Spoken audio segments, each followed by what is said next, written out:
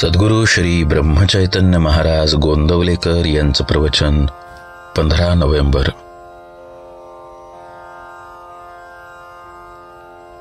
काळजीचे मूळ कर्तेपणात.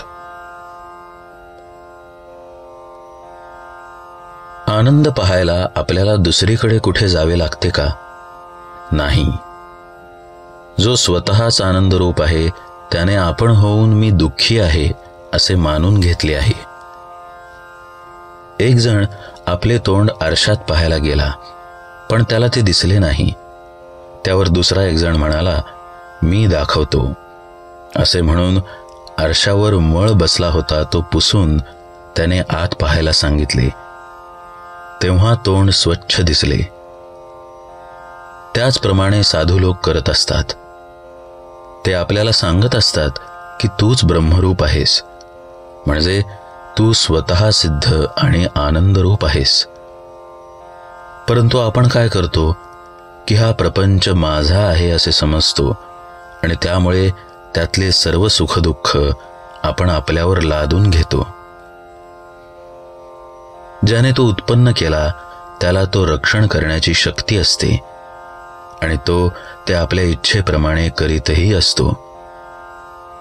पण तिथे आपल्यावर कर्तेपणा ओढून घेऊन आपण सर्व काळजी करत बसतो. वास्तविक आपल्या हाती काय आहे? परमात्म्याला काय करायचे ते तो करत असतो. आपण मात्र काळजी करून क्षीण करून घेत असतो. म्हणूनच काळजी सोडून देऊन आपण भगवंताला शरण होऊन राहावे. आपण त्याचे होऊन राहिले म्हणजे आपल्याला सुखदुःख होत नाही आणि मग आपल्याला त्या आनंदाचा लाभ मिळतो. काळजी ही एक मोठी विलक्षण असते. एका माणसाला आपल्या मुलाला चांगली नोकरी लागावी याची काळजी होती. पुढे त्याच्या मनाप्रमाणे नोकरी लागल्यावर त्या मुलाच्या लग्नाची काळजी सुरू झाली. काही दिवसांनी लग्न झाले. मग पुढे सून चांगली वागत नाही म्हणून काळजी लागली. नंतर तिला मूल होईना म्हणून काळजी लागली. काही दिवसांनी मूल झाले. त्या मुलाला फीट येऊ लागली म्हणून त्याला काळजी लागली. शेवटी आणखी काही दिवसांनी मुलाची फीट बरी झाली, पण त्या म्हाताऱ्यालाच फीट येऊ लागल्या आणि अखेर काळजी करत करतच तो मरून गेला.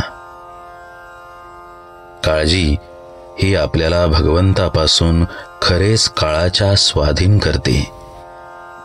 आपण काळाच्या स्वाधीन झालो की आपली बुद्धी भ्रष्ट होते.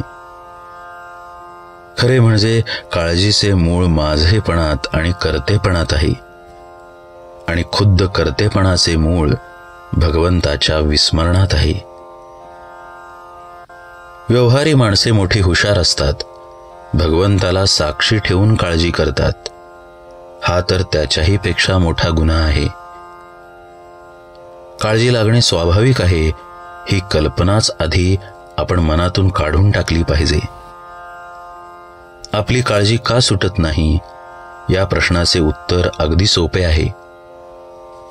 काळजीने आपल्याला धरण्याच्या ऐवजी आपणच काळजीला घट्ट धरून ठेवतो. मग ती सुटणार कशी? ज्याने भगवंत आपलासा करून घेतला त्याला काळजीचे कारण उरत नाही.